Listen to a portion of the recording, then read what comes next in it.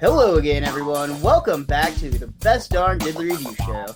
This is a weekly podcast for anyone who loves The Simpsons or ever has loved The Simpsons, hosted by two dudes that grew up on The Simpsons. My name is Miles, better known as Mr. Most Days Off, and today we are here for a spectacular time, specifically the Season 11 finale spectacular. Spectacular. And that lovely rolling R you hear is none other than your co-host with the most, Rolling Richie, as we call him, otherwise known as Richie the Whiz Kid. How you doing today, Rich? I think I'm the wrong person to have that first nickname that you came up with, but that's okay. I'm doing just fine. I meant roll like Ralph Wiggum, not like Otto. Okay, that's better. That's better. Yeah, man, I'm intrigued about a lot in this one. I want to see how. I don't know why I'm like trying to talk like people that are listening to this don't know what's coming up. I'm interested to see how our top fives and bottom episodes go this week. So yeah, we got plenty to talk about. Therefore, I shall throw it back to you, the man, the myth. Again, the man who's making me stay up longer than I need to tonight. It is Miles, even though it's earlier than I typically. I was about to say, that's such a wild accusation, considering you're the one that's doing an extreme schedule flip, and usually I feel like we're accommodating to your schedule. So, what's that about? But I'm sorry that we are interrupting your beauty sleep, princess. But this is an interesting season, an interesting finale spectacular. I'll say this, getting to our top five, bottom one, which we're going to tease and then not do for a while.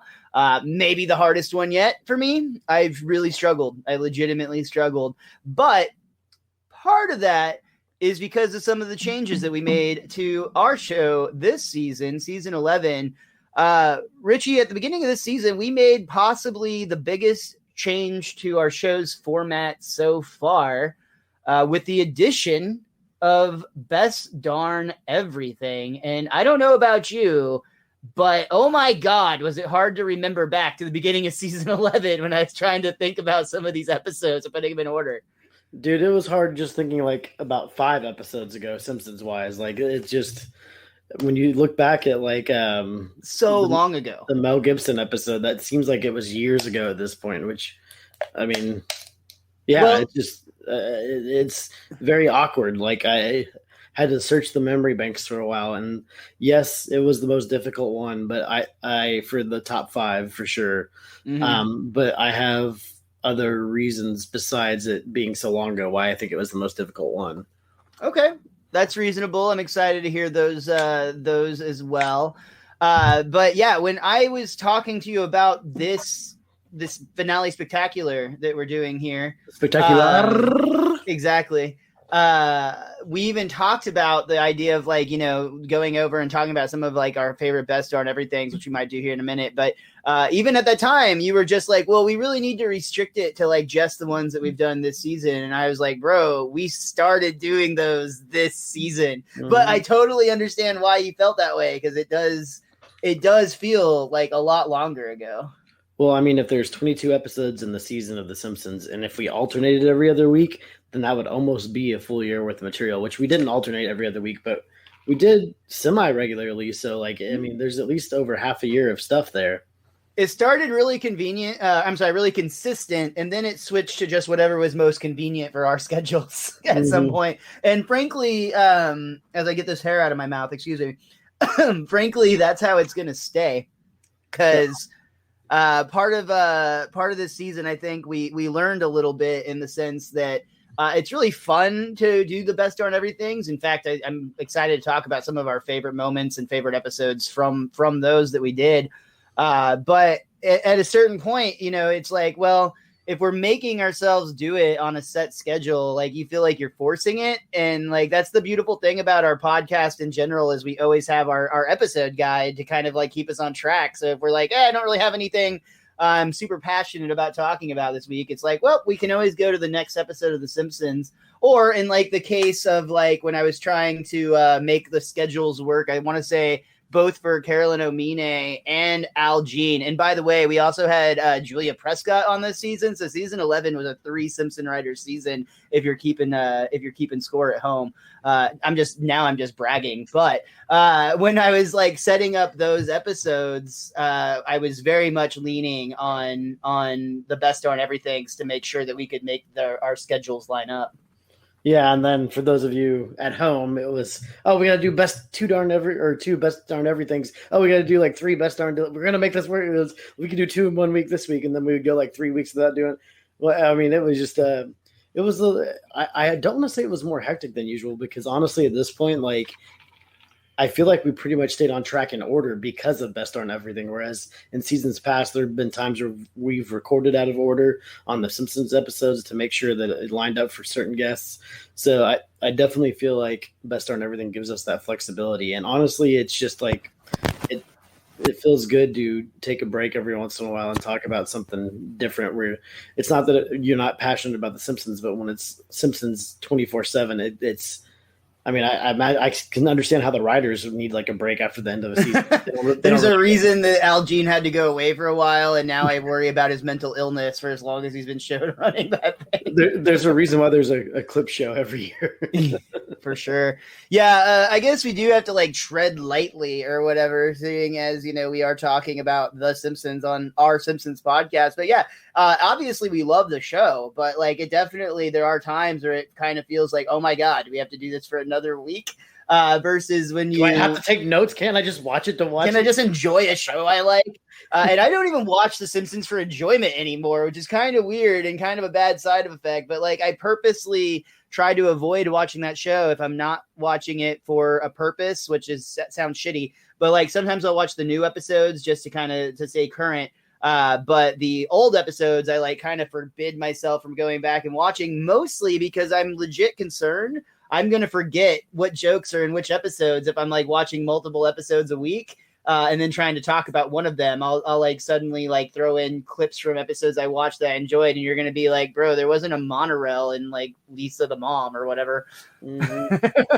They all do start to bleed together when you're in the middle of homework with The Simpsons, I guess. And I think the everything's, to me too, it just makes it like when we do go back, like there's been a couple times where it's like we did 2 Best Darn Everythings in a row or whatever, and I'm like genuinely excited to go back and review an episode of The Simpsons. And I think they made some of our Simpsons reviews better because we were fresher on them, if that makes it, not refresher. We were more fresh on our takes of The Simpsons. Because, I mean, this show, is in a way, it's like we're just watching it week after week after week after week. That same thing I was just talking about starts happening, where jokes genuinely start to run together, where you start talking. I'm like, I'll be talking about the B plot from an episode we watched 2 episodes ago into the A plot of an episode that it doesn't fit into.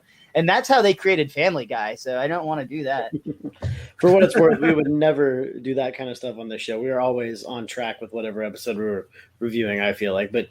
And to go along with what you said, it's also like, it's kind of like, a relationship here. We've been doing this for over 5 years now. And when it's every single week, it's like, it's good to spice things up a little bit and try something new and different. So yeah, we're role playing on this season's episode. Yeah. So we're getting the Simpsons to dress up for us, dress up as things like Cobra Kai or Die Hard or fantasy football. There's been, I just counted actually going over the list, there was 17 topics that we got the pleasure of going over with Best Darn Everything, our sub spinoff of Best Darn Diddley. And Rich, I know 39 episodes total, but when you combine it with The Simpsons. Oh yeah, that means we almost 40, turned it into a year production. Holy crap. 40 if you include this one right now. So there'd be 40 season 11 episodes. Well, there you go. No breaks, ironically, for Mr. Most Days Off, though, because we keep them churning out. But yeah, we did 17 episodes. Happens to be my favorite number. That wasn't by design. So maybe next season we'll do 23 by design just to even it out. But I warned you going in, this isn't going to be on the spot. This one is premeditated, but I do have some things I am going to put you on the spot in a minute. But of those 17 Best Darn Everythings that we did, do you have maybe 2 or 3 of them? We'll go with 3, I think, is what we decided. 3 episodes that to you personally stood out amongst the others? I did write down the 3. If you looked real quick and froze that, you could probably see my top 5, bottom 1 for the end of this episode. So that's like a little Easter egg. Spoiler, yeah, if you're watching, you can go back and just skip right to the end. The tricky part is reading my handwriting. Now, I did write down my 3 favorite ones, and I feel like I got to preface this by saying Miles does this super, like, he's not a company man in any shape of the or feeling of the word. Like, he's never been a company man in any regard. But literally don't have a job, so I can't be. Yeah, I feel like when it comes to this show, you quite very much so are. Whereas, like, you'll always back the man, basically. And by that, I mean, like, whenever we have guest stars and stuff like that, I think that you are whenever we're doing top 5 and bottom 1, like way back with the first Michael Price episode, that was your favorite episode of the season. And I was like, but that was the one that makes fun of God. Like, I love, I'm anti-religion. I know, but every time something like that happens, I think you always go with those episodes. And I understand why, because it's about the recording and getting to talk to these people that we've idolized our whole life for the most part. Experience for sure. But yeah. I feel like Miles is going to have the Al Jean and Matthew Klickstein episode and some of his favorite best darn everythings. And I go into my list thinking about what Miles is going to pick.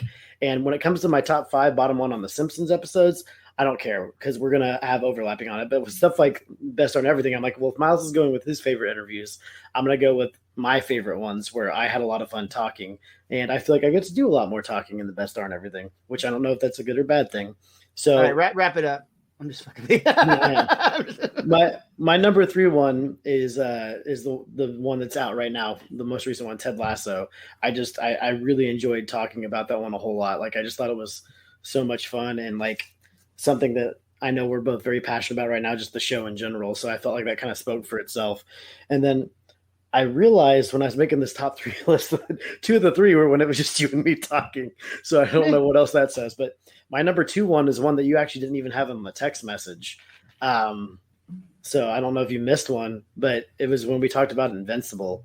That means it was 18 because I completely missed that one, and that one may have been a contender for me, frankly. Oh wow, sorry. I really, really, really like talking about it. Like, it just made my nerd juices were flowing, and I very much enjoyed the conversation, and it got me to go back, and I've literally finished the series since we recorded that episode. So I just thought it was a lot of fun. My number 1 episode is the one we just recorded, and it's not out yet. So it's kind of cheating, but kind of not. I had a lot of fun talking about fantasy football with all 4 of us in the conversation. Like, it's cool seeing Ryan again and other dude whose name I just forgot. Oh my gosh, I feel like a jackass. Justin, I don't remember who it was. We're friends on Facebook now. I should probably remember that. Oh my gosh, that's hilarious. Mostly because I'm also blanking on who we had. But that, to be fair, that one I didn't have picked out. No, I may have actually. Yeah, but it was just a very fun. Steve. It was Steve. That's right. Steve was an awesome guest too, and he had such a good time. He was like, I'm gonna make fun of Steve a little bit right now because we just totally blanked on who was here, but he was such a fun guest, and that was his first like time being on a podcast. And I've actually invited Steve a few times to be on a few episodes, and Steve's always one of those types. He's just really like hesitant to do things, but like the second he did it, he had such a good time, and like he was blowing me up afterwards. Like, dude, that was so much fun. I want to come back and do it again. So I hope you guys like Steve, because Steve will be back on the show. He's a friend of mine, and I had a lot of fun talking to him.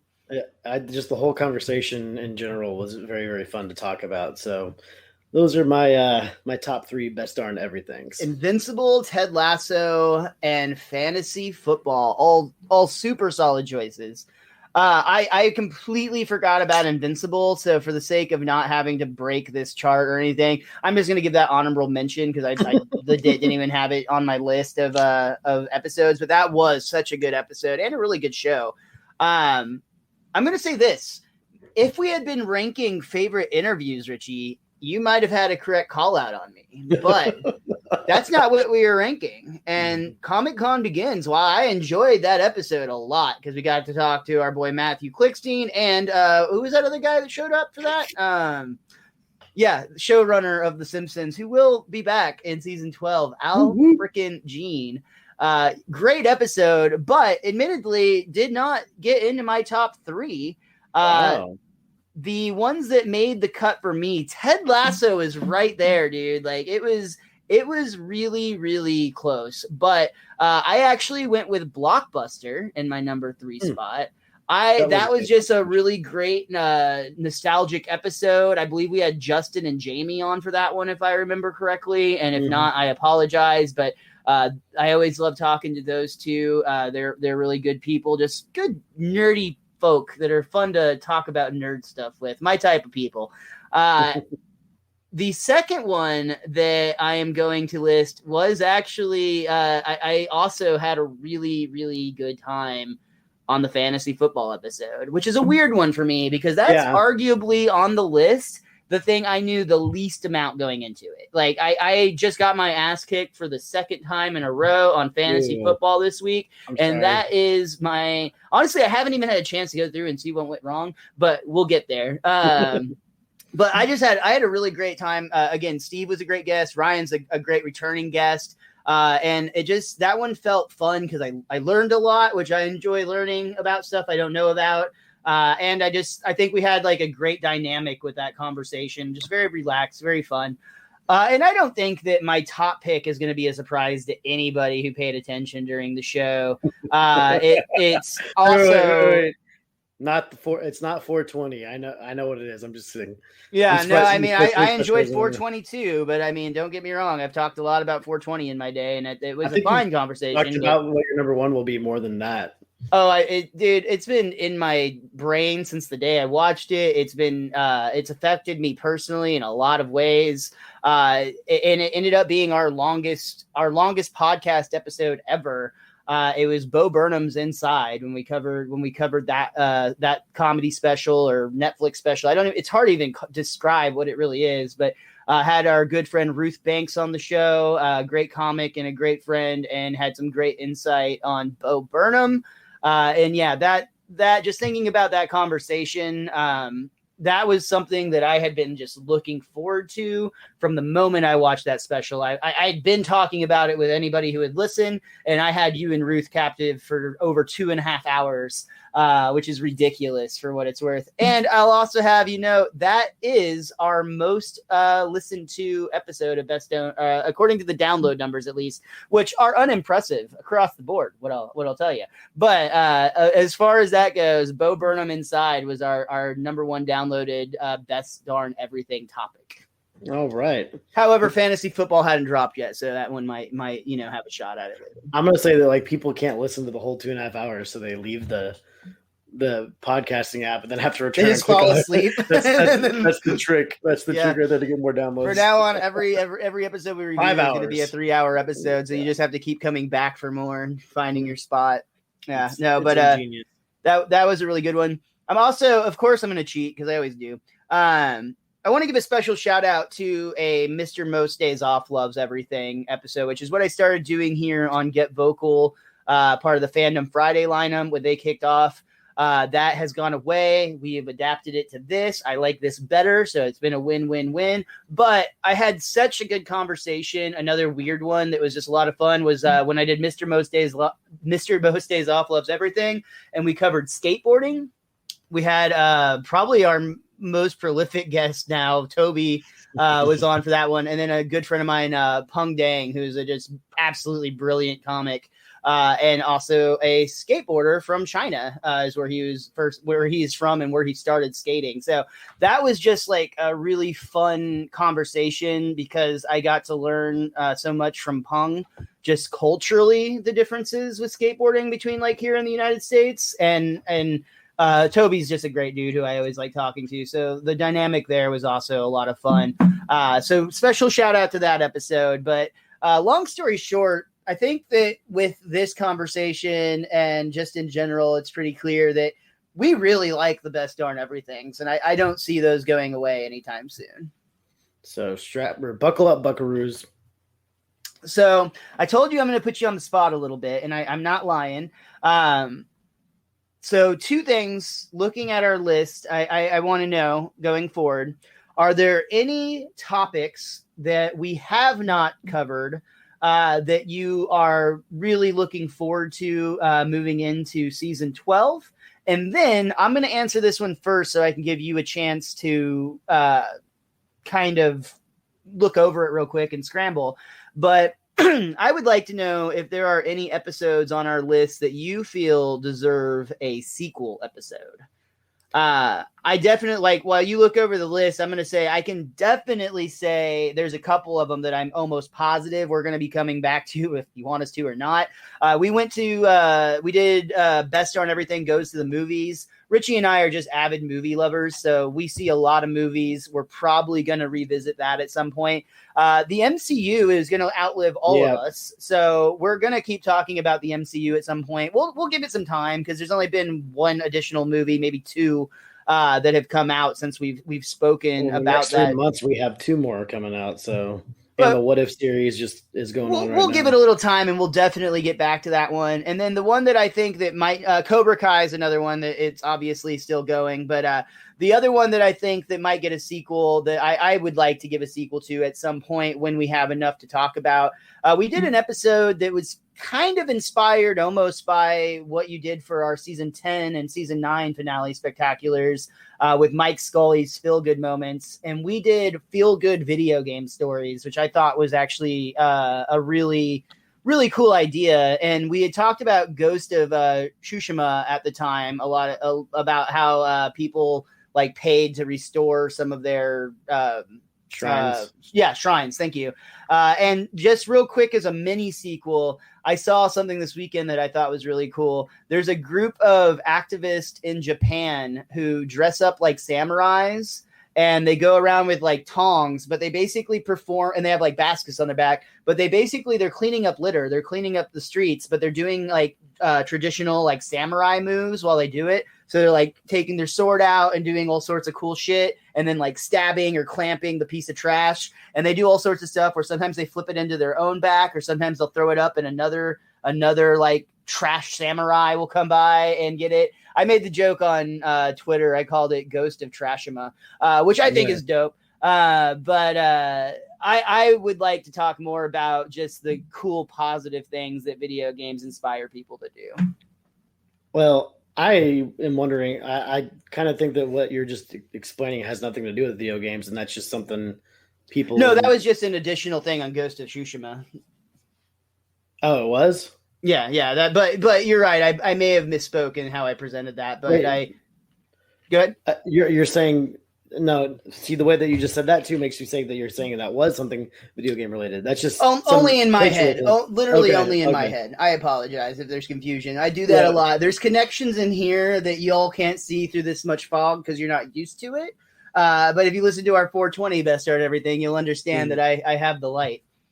Okay, I honestly think it would be interesting if we had somebody that was very knowledgeable in like Japanese culture to come on and talk about stuff, because that could play into that stuff a lot more. And I think that would just be really, really fun in general. So that is one answer to the like 18 questions you asked through that whole blog that you just did there. I honestly, when you said you were going to put me on the spot, I thought you were going to be like, do you know how many of the topics that you've actually come up with, Richie? Because I was going to be like, pretty much all of them, with the exception of like 3 or 4. I'm gonna take credit. I don't know if that's true. No. I'm gonna be braggadocious here. All right, you can take as much credit as you like. I still don't know if that's true, but okay. I'm proud of a lot of the ideas we come up with. But the things that I'm looking forward to talking about in the future, we did a video game movies one a while back where we talked about it, and we have recently, with the casting news and the sequel to the Sonic the Hedgehog movie, have decided we want to do a Sonic the Hedgehog episode. And I'm looking forward to that just because, like, when I was a kid, I was Sonic all day, every day, video games, comics, t-shirts, cartoon shows, like all that stuff. So I am very much looking forward to us talking about that. And we were trying to do it like a month or 2 ago, and it just kind of wasn't working out quite yet. So we definitely need to get on that train. And then we haven't done the biggest one that you and I have been talking about doing yet, and that's Community. We want to do a Community episode. It's definitely on our all-time favorite TV show list, it's number one on my rewatchability list of shows. It's high up there. Don't watch it on Netflix though. Get the DVD so you don't miss one of the greatest episodes ever made. Yeah. So I just, whether it's a Dan Harmon episode, which would be, maybe a little bit of a hot button issue this day and age, but that could be better viewership stuff. And that would open up doors for like Rick and Morty and Harmon Quest and all this other stuff.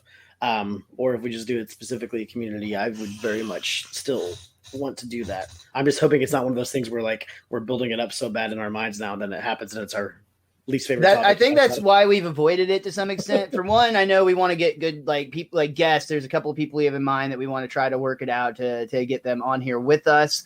And then two, I think that one is such a special show to both of us that we want to do it right. And that can be difficult with the best on everything, because it's a lot of research now into a one-off show basically.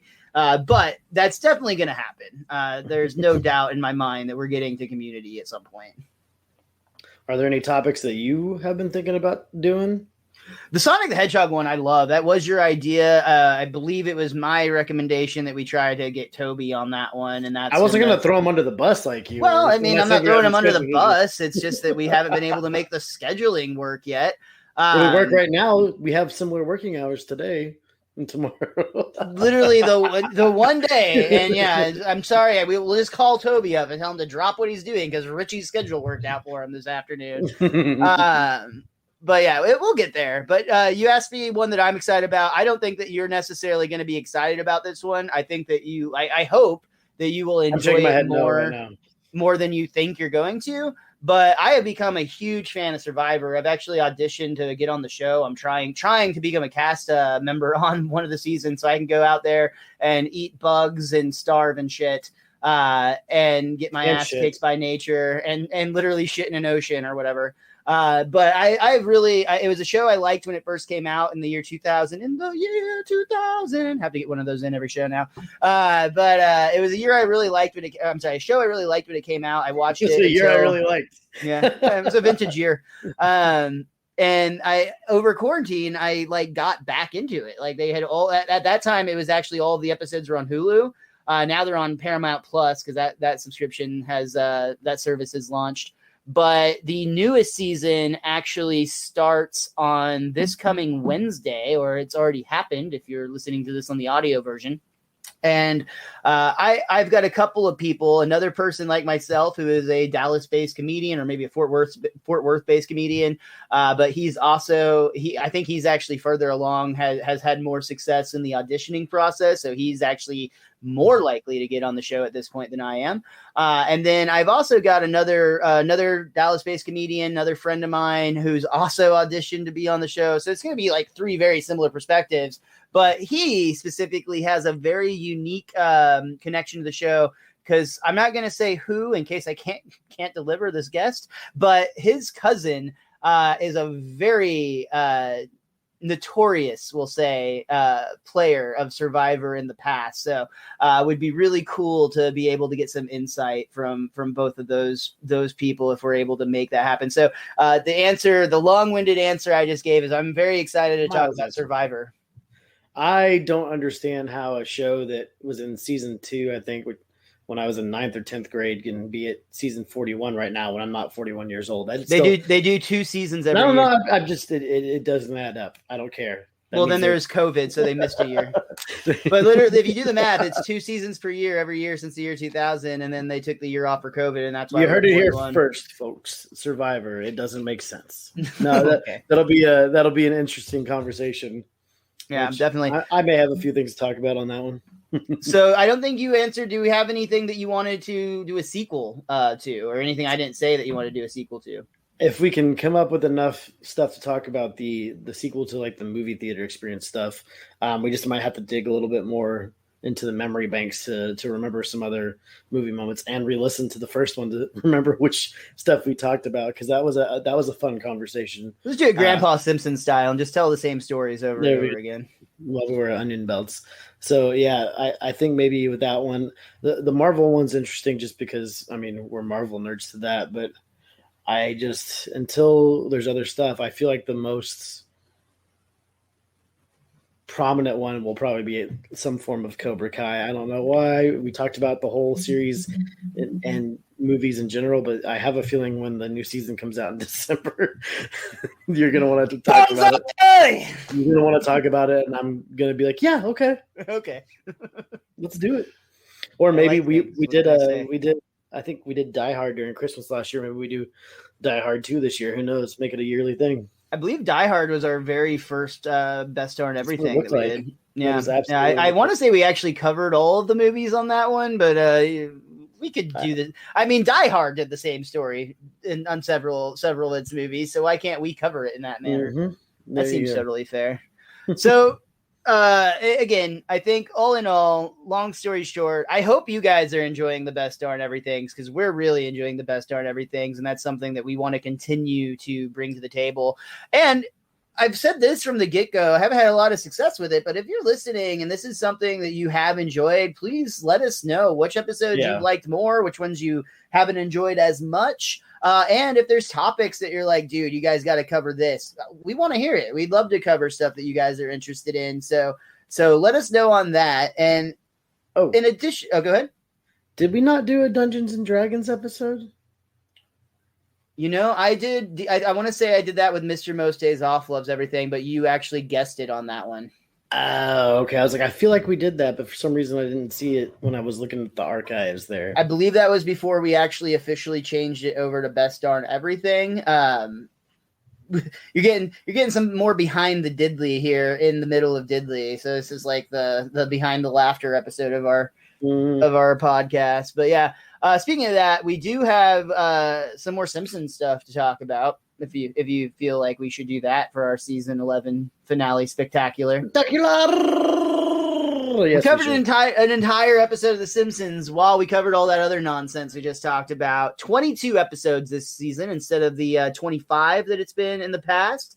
And another additional note of worth is that this is the last season that Mike Scully was the showrunner for. So we have now gone through all of the errors. That too.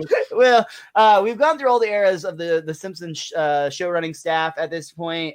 Coming back around, starting with season 12, we'll be going full circle all the way back to Al Jean, who we know is with Mike Reese for season 3 and season 4. Future showrunner. Yeah. And Al will, as at least until our current present time in the year 2021, Al Jean has been the showrunner. I don't know if it has the same ring, but I like the spirit. As far as that goes, Al Jean has been, what is that, since season 12 in the year that's going to be 2001. 20 years. So 20 years since the last time, since he took over, and he's been going strong ever since. Or, admittedly, a lot of people are going to hear what I just said there and say, well, not so strong in some places, but we haven't gotten to those episodes yet, frankly. I still stand by the fact that so far, I feel like The Simpsons has been really solid for the first 11 seasons. I have not experienced this drip or, this drop-off point yet where people talk about how, after season 8 or after season 11 or wherever it is that you pick, I don't feel like we've gotten there. Well, since we're getting into reviewing of the episode and a general statement here, I feel like this season, like when I was going back to pick episodes, and I think we said this last season too on the season finale episode, I feel like the peaks and the valleys are a little less peaky and valley. I feel like there's not a standalone fantastic, this is the end all say all Simpsons episode, greatest ever in my mind up there, but I also feel like there wasn't and I know a lot of people say, well, this had Saddle Sore Galactica in it or whatever, but I honestly didn't think that episode was as bad. Spoiler alert, that is not my bottom one. Mine either. There you go. Even though it is collectively the bottom one of the season. And I think that the fact that we knew that going in kind of is why I just didn't see it in that light. But I mean, I think is the third act in that one weird? Sure, it's very odd and a little convenient, but it's still a very passable, fun episode. Yeah, but I feel like there weren't episodes where I was like, oh, I'm so bored with this. Oh, this is terrible. And there's been episodes in seasons past where I felt that way, where I was like, oh, I can't wait for this one to be done with. So we move on to a better one. I felt like the peaks and valleys were a little bit closer to the mean, the average on the season. But I still, like you said, still had a lot of fun this season. There were a lot of good episodes. There was just no like outstandingly fantastic best ever episodes in this one. It's interesting that you bring that up, actually. And this might get a little awkward out of order or whatever, because I was planning on going here later. But since you brought it up, we've talked a lot about the kind of like legacies or what the various showrunners might be known for. We talked about things like Last for Minute. We had whole series and whole segments on past spectacular finale episodes, such as Merkin moments. That were kind of inspired by the showrunner. And for Scully, I know that you had done some feel-good moments in the past, and we talked about those, which are great. But what I was going to say about Scully for like what his legacy is as a showrunner on this show, very much fits into your peaks and valleys observation, because whereas, like, for instance, David Merkin took what Mike and Al had and he kind of made it his own. And then Bill and Josh came in and they took what Merkin had done with it, and then they kind of made it their own. Mike Scully, and I don't mean this as an insult in any way, I think he did a great job with it. I just think that Mike Scully had so many previous hands on this clay that it had already kind of taken so much form that Mike Scully just kind of kept it on track more than any other showrunner. Like, he didn't really change it. He really just kind of kept it.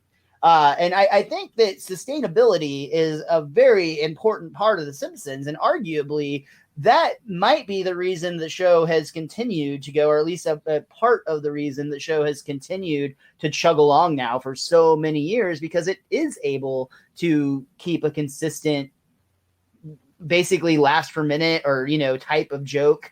And even as the show changes or evolves or adapts as it has to, it's still remaining The Simpsons. It has never stopped feeling like The Simpsons, even when they do some of the weird spin-off shows. I can definitely, I really, really very much like your point about Scully just like keeping the wheels going and maintaining the status quo, which is weird saying that because that sounds like a diss, but like you said, it's not.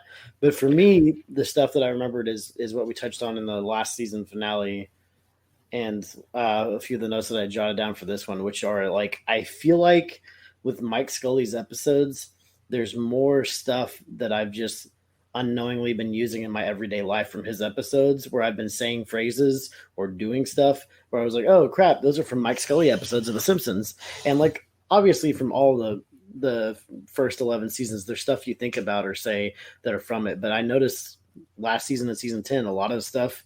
And again, here in season 11, there's phrases that I've said throughout my life where it's from a Simpsons episode. It's from a Mike Scully Simpsons episode. So it's kind of the direction I went when I was thinking about this season as a whole. And I guess that kind of fits that same thing you were saying though, but it's stuff like, I challenge you to a duel. How many times in your life have you pretended to slap somebody and I challenge you to a duel? Like that's Mike Scully. I literally said in like the Mansion family episode where Burns finds out that he has like all these terrible diseases, and he's like, well, they kind of just cancel each other out. Makes me the Three Stooges effect. Yeah, like I literally said in elementary school, I used that in a book that I was being written in because somebody tried to like poison me, quote unquote, with all these diseases. There's also terrible handwriting by Richie where you can't read it. Save Me, Jeebus was another one. Yes, that's a huge one for me. Oh my gosh. I use that one all the time. The one I use probably more than any other one is Smell You Later. Smell You Later forever. Like, yeah. Even I'll go, smell you later, man. Smell you later forever. But besides that, the one that pops into my head a lot is whenever there's like a countdown, especially on a movie screen where there's like a 5, 4, 3. I always go, here comes 2, because they did that in one of the first I think it was in the Mel Gibson episode. They did that, and I've always done that. So like all the stuff that I just second nature just say or think or do, and a lot of it is from the last 2 seasons of The Simpsons. Yeah. So well, and in that same vein, like how many times this last season and probably the last 2 or 3 seasons did we say, oh my God, I love this gag or I love this B plot, but I had completely forgotten that it was part of this episode. Like, I feel like this season more than any past, we were like, oh my God, this B plot fits into this episode. And I had no idea. Yeah. But also going along with that, I feel like we also said this last season, but I'm going to say it was even more prominent of a feature in this season. I feel like the B plots are a little weaker, but I like that. I feel like the B plots aren't as prominent in the episode, whereas 5-6 years ago there were 2 distinct stories that were somehow coming together. I feel like the B plot in this season has been a lot shorter, a lot easier to wrap up, and like as a fan of the show, I like the main plots and I want to watch the main plots. And a lot of times I'm like, the B plot's interesting, but it's not a lobster that Homer's trying to keep as a pet forever. So who really cares? You said you're right. You had mentioned that, and there's a lot of these episodes where the B plot was almost like not even part of it. Maybe the exception to that is the Day of Wine and Doses, but I want to say that was an Al Jean episode, which makes sense because it has like the 2 very, very distinct A and B plots that somehow connect at the end. But I know there's a couple of episodes where you're like, wow, there's barely a B plot on this. Like, there's one time where we even said like C or D or maybe even F plot. And yeah, I think maybe Last Tap Dance in Springfield, the one where Bart and Milhouse are like hiding in the mall or whatever. It's like there's like maybe 2 minutes total of that story. And it's of a lion getting hit in the head with a handful. Yeah. Wow. Yeah. So I definitely think that's a solid observation because I think that's something that we've said more often going through these last few episodes. And on that note, I do think that we are pretty much at a place where we've got to bite the bullet and put these into some sort of order. Mine could change tomorrow. If you tweet me tomorrow and ask me, is my top 5 still the same? I'm just going to say the answer right now is no. Like, I'm going to second, triple, and quadruple guess myself from now until next season. Okay, well, let's give you more time to second guess yourself then and start with the bottom 1. Okay. My bottom 1, I don't think we're going to match on this one. And I struggled with this one maybe even more than I did the top 5, really. Wow. But I didn't have any episode that I hated. I liked all of these. And I mean, hate's a strong word. I didn't even have an episode that I didn't really like. I mean, there's a couple of them. I had put a few of them through this and then I can't do it. But ultimately the one I went with was 8 Misbehaving. I like that episode. Okay. But really it's kind of just a one-off. The whole concept with the kids becoming an amusement act, was zany, but not really fulfilling and didn't really get like a solid reset or anything at the end. It just kind of left Apu and Manjula in this weird place now every time we see them.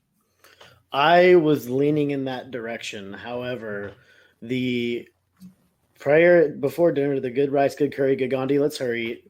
I love that too much. And then like with Apu snapping back at Marge and Homer whenever he's mouthing off to him.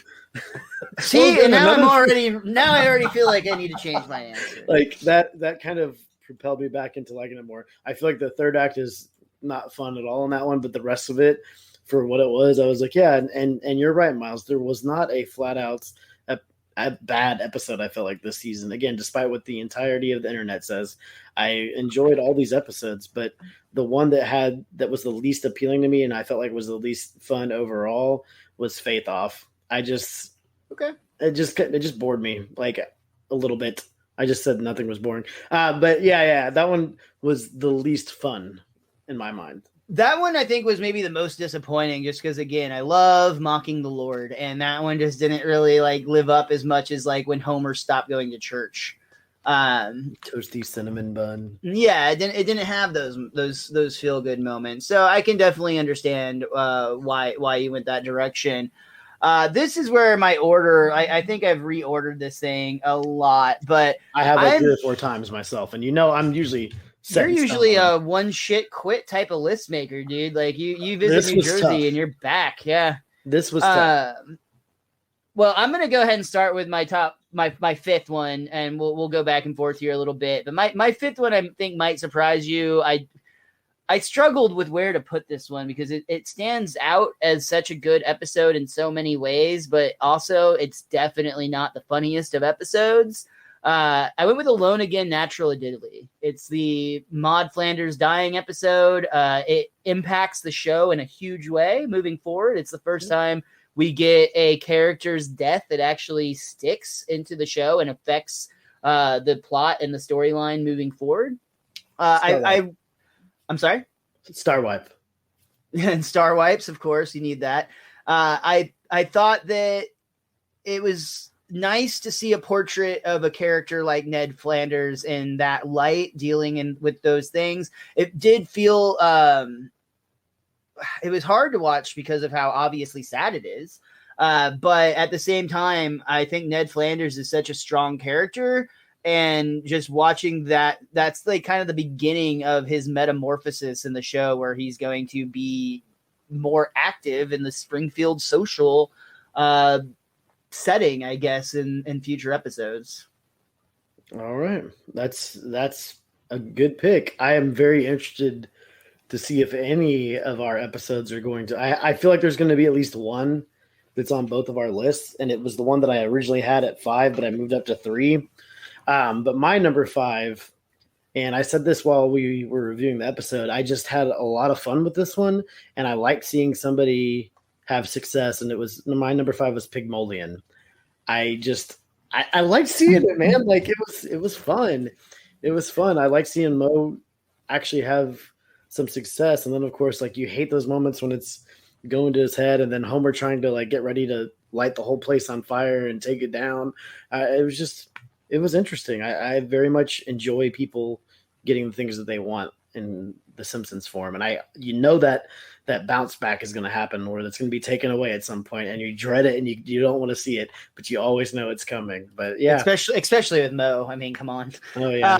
That list it did not make my top 5, but it was right there it was on the outside looking in, and I had it written down and erased and written down and erased. And yeah, so I completely understand why you went with that one.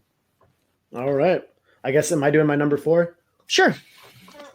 My number 4 bounced everywhere from 2 to 4. Okay. I may have even had it at 5 at one point. I'm not even sure. And it's one of the more recent ones we did, because I remember it caught me off guard because I thought it was an auto-centric episode, but he's only in like the first 3 minutes, and it's a Mad Marge. I enjoyed it, man. Like, it was a really funny episode. I had a little bit of dark humor in it at times, but like, it was just a whole lot of fun. And especially with something revolving around Marge a lot, I just liked a lot of the story between characters in this one, and Homer passing out in ice cream. Dude, that's another one that I 100% had in my list that fell out. I basically decided on that one. I felt like I was giving it bias because of how recent it was compared to how old some of the episodes that are going to be featured on my list are coming up. And after going back and reviewing all the plot summaries and whatnot, I'm like, no, I remember this joke and this joke. So that's why, again, I don't feel strong about these ratings, just because each of these episodes is. And that, again, going back to why I defend season 11, I enjoy most of these episodes a lot. I went with number 4 as Missionary Impossible. The more I thought about that episode, the more I appreciated the just complete absurd PBS telethon reset that they did with that one, where they just basically left Homer in complete peril and were just like, well, if you donate to PBS, we'll show you how Homer gets out of these zany situations and shit like that. I think it was Betty White, which makes it even better. So yeah, I went with Missionary Impossible in my number 4 spot. And sliding right into the number 3 spot, another great guest star episode.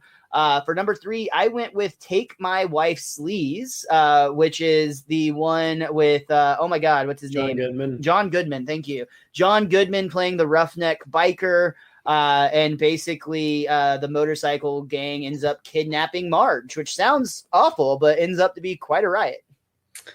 And is actually, on that note, another very Marge heavy episode, much like your former pick here, which was the Mad Marge, which I would say is another solid sign that Marge is getting funnier in these seasons.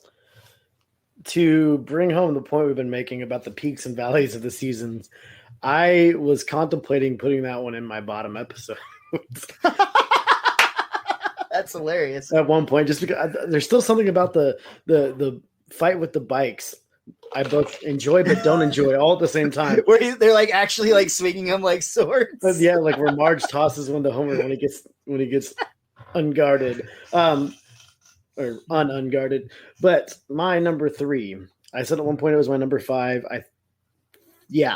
I have a feeling this is probably going to be Miles's number 1. I'm not sure. This is the only one I think that might overlap for us. My number 3 episode, the Tobacco episode, EIE, Annoyed Grunt. I feel like it's still funny in a lot of ways and still enjoyable and still great to watch, but I feel like it's not as great as everyone thinks it is. Did not make my top 5 because I feel that my memory of that one overrated the actual viewing experience. Really? Yeah. I still thought it was worthy of a top 5 pick, but I couldn't quite remind myself why. Yeah, I don't even like, I completely feel that's justified. Like, honestly, the last thing he said where take my wife's sleeves as your bottom is the most like, oh my, really? But like at the same time, it's your point of there's very few peaks and valleys in this episode. So all of these episodes are very much in contention with each other. I said I contemplated it was never going to make Take My Wife's Sleeves is never going to make it all the way there because of a few of the ones we've already talked about. But yeah, there was a point where I was like, well, maybe, I don't know. No, that's kind of how my brain was going. And again, for like the 18th time, this was by far the hardest top 5 list. And even when I got it narrowed down to 5, oh my Jeebus, getting the order right on all these was freaking terrible. That's the like. Even now, I'm like, do I like this next one better? I actually, the more I'm looking at it, the more confident I do feel in my number 1 pick. I will say that. All right. Well, now I guess you need me to go into the number 2 because we just finished number 3, right? Sure. My number 2. This one I knew was going to be in my top 3 for the most part. I might have had it 4 at one point. It was the first one of the season. It was the Mel Gibson one. It was Beyond Blunderdome. That one I considered for a brief moment of putting it in my bottom episode. I still think that it's funny. I like the Adam West stuff. It's got the shifty eye dogs. Like, I can't help it. I love the shifty eye dog. I love the shifty eye dog. I like Adam West in that episode. Honestly, it's just, to me, that one almost feels like the behind the laughter, and that part of it is a little dated. But at the end of the day, I said, no, it really isn't. And that's why it quickly got out of my bottom 1. I feel like the only thing that was keeping me from wanting to put it in the top 5 at first was like the perception of Mel Gibson nowadays. But I was like, no, I got to look at it like as just a regular episode, and I still think it's pretty funny in a lot of ways. So it's going to blow my mind if we had a completely, entirely different list except for our top 1. I think that's going to be impressive. But I have no idea what your top 1 we may or may not have any matches at all, is what it's looking like. My number 2, I went with my old school love of Bart was always my hero as a kid. This is a Bart-centric episode. Early on, Brother's Little Helper, where Bart's put on medication that caused him to become completely paranoid. Personally, I was probably like ADHD as a kid, but never got diagnosed. It was always afraid that like Ritalin would like make me not be funny, which was stupid to worry about because I'm not that funny to begin with. But it did jump out at me rewatching it this season. Brother's Little Helper is my number 2. That was going to be on my short list of stuff at the bottom. Okay. We went different directions this season. I feel like it's a very boring topic on that one. But yeah, this is great. This is what, like, in 11 seasons now, this is the first time this has happened. That's true. We've always had at least some crossover. Will it happen right here, right now? I don't even know. Do you want to go first or you want me to go first? I'm trying to picture what episode you picked, and I had it before you started talking, and then your Brother's Little Helper just exploded my brain. So I was like, oh man. Go ahead, Miles. I can't peg which one you're going to pick now. Hold on. No, I changed my mind here. I want to guess what yours is, and I want you to guess what mine is and see what we go. So let me pull up the episode list.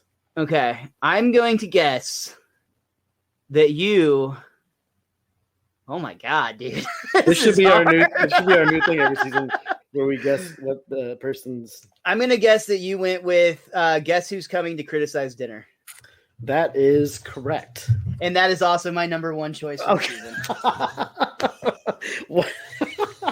What a strange and weird. And just in case, I'm showing you right there. That is 100%. Guess who's coming to criticize dinner. I don't know if you would actually read that or not, but I have it on my list, but it's the only one I didn't scratch out and rewrite a new number next to you. That's awesome, honestly. That's remarkable that we were so different on everything except that one. And I think again, even gives more credibility to your previous statement that you made about how there's less peaks and valleys in this episode. But look who's coming. I'm sorry, guess who's coming to criticize dinner? Classic Homer. So many great moments. Like, this is Homer in this perfect sense where he's kind of like being a bit of a jerk, but he's definitely nowhere near jerk ass Homer stages. He's still very funny. And like the moment that stands out more than any other to me is at the very end when he's about to eat the donut. And I want to say Lisa's like, it's poisonous. And he's like, meh, it's going to kill you. And he's like, I've had a good run. But then she's like, it's fat free. So he throws it away in disgust, and it makes this huge explosion. And Wiggum comes up and is like, yeah, glad it landed in that, crater over there that's smoking. And it's just like, what? And none of it makes any sense, but it's all fucking perfect. I love it. I just like the fact that he makes the entire town fat because, who wouldn't be on Homer's page about food? He'd be the best person to tell you where to go eat. I would trust Homer's opinion on food if he told me where to go eat. I might have picked that episode as the best overall just based on the Santa's little helper helping him write the one review part. That might rough. It tastes like bark. It's like a dog wrote it. Wild top 5, bottom 1. I think that's really fun though. The fact that we had so much diversity in our lineup, but then came together at the end and finished on top. Ooh, dirty. But what a wild season. I had a lot of fun with season 11. I'm still looking forward to reviewing season 12 with you and coming up with the best darn everythings to keep us going. We always do this. Rich, are there any episodes from season 12? I'm going to peek right now. I'm trying to keep it fresh, but are there any specific episodes that you're seeing that jump out at you that you're like really excited to get back to? Hungry Homer. That's when he finds out the baseball team's going to move and he goes on a hunger strike. So, yeah, that's a good one. Yep. I'm always into the Sideshow Bob episodes. So Day of the Jackanapes, where he actually hypnotizes Bart. That one will be interesting. Is this the season that has the crayon in the brain one? HOMR? Yeah, that one's by far. And especially if our guest lines up, that's going to be a really, really fun episode. We can just say, when we talked about it on our Best Darn Everything for Comic Con Begins with Al Jean, I asked Al to come back on the show in the future, and he said that he would be happy to come back. And when asked about what episodes, basically as like, we're doing season 12, and he thought about it for a second, and he goes, there's an episode in there called Homer, HOMR, and I'd like to do that one. And we're like, yep, it's yours. So hopefully we'll be able to get Al back on the show to discuss that episode, because that's an absolute classic, and obviously it would be really cool to hear from the guy that wrote it. That and A Tale of Two Springfields, because that's when they have the 2 area codes, because that's literally when we had to start dialing 10 numbers on For those of you that didn't live through that was a thing. Like, we had 7-digit numbers back in the 90s, and then all of a sudden one day they're like, sorry, there's too many numbers, so you got to memorize 10 digits now. Yep. So that'll be interesting to relive that traumatic experience. Yeah. Made us all get smarter, those jerks. A Tale of Two Springfields was actually the one that I was looking at as well. Homer, because of the obvious. Lisa the Tree Hugger is one that's kind of fun, because we had attempted to do a live tweet of this episode. Like, it was by mistake. I picked the wrong episode, but it ended up being this one, and it was fun. Shout out to Teach That Ash on Twitter who did the live tweet with us during that, which ended up being a good time, even though it was a complete train wreck of a disaster in terms of me trying to figure out how to do it. I don't remember that at all. Homer versus Dignity was another one that's big up there. And then one that you didn't mention that I'm kind of surprised at is New Kids on the Bleach or on the Blech. What is it? Blech. It's the one where they become a boy band, but it turns out they're recruiting for the Navy. And Pose, where they do that pose and the Millhouse falls over. And I talked to Mikey B about this one. I'm going to Praiseland, which is essentially the sequel of the Alone Again Natural at Diddley. Yeah. I'm interested to see how that one plays out, but I just, in my mind, that one ended up being kind of a boring episode. So I'm hoping as an adult with fresh look at it, it'll change my opinion. I will say that on all of these episodes, I don't think I've seen a single one of them since at the very mid-teens would have been the last time I saw this. So we're talking a decade and a half easy. Mm-hmm. Really, I just had a birthday. We're talking close to 2 decades easy. I should have known it was that long based on how my back and legs feel today. But but yeah, man. Is there anything else that you wanna talk about for season 11 before we wrap this thing up? No. Just again, it's still the Simpsons, still going strong. I hope that continues next season. I honestly hope it's like when we were younger, where we don't notice much of a tonal shift in the show with the new showrunner coming in. So I feel like that's been a lot more prominent as an adult, especially from the break after Merkin is such an obvious break. There's a big tone shift for sure. So I'm interested to see with Al Jean coming back, if we still see something similar to that. Definitely. Only thing I want to add is just the usual. Thank you guys so much for listening to us. We commonly say we don't have a huge following, but we have a passionate one, and we love reviewing The Simpsons with you guys and just, interacting with y'all and having a good time reflecting on this show that really did impact our lives in a, I think, even bigger manner than we may have realized when we first started this podcast 5 years ago, because they constantly are coming across things where it's like, crap, I use that in my daily life, like all the time. Like daily. Yeah. Crazy. But yeah, thank you guys so much. It's been a wild ride and we're still having fun doing it. So we're going to keep doing it for the time being. Keep supporting us and keep following us. You can follow Richie. He is at Wiz_kid23. You can follow Miles at Mr. Most Days Off. You can follow our show, more important than both of us combined, even though that's a pretty epic, proportionally combined season of people there. Our show is at Best Darn Diddly, though. DIDDLY. And it looks like we will be back again to review the first episode of Season 12, which is going to be Treehouse of Horror 11, just in time for Halloween in real life. Till then, smell you later. And until next time, be cromulent to each other. And smell you later forever, Richie.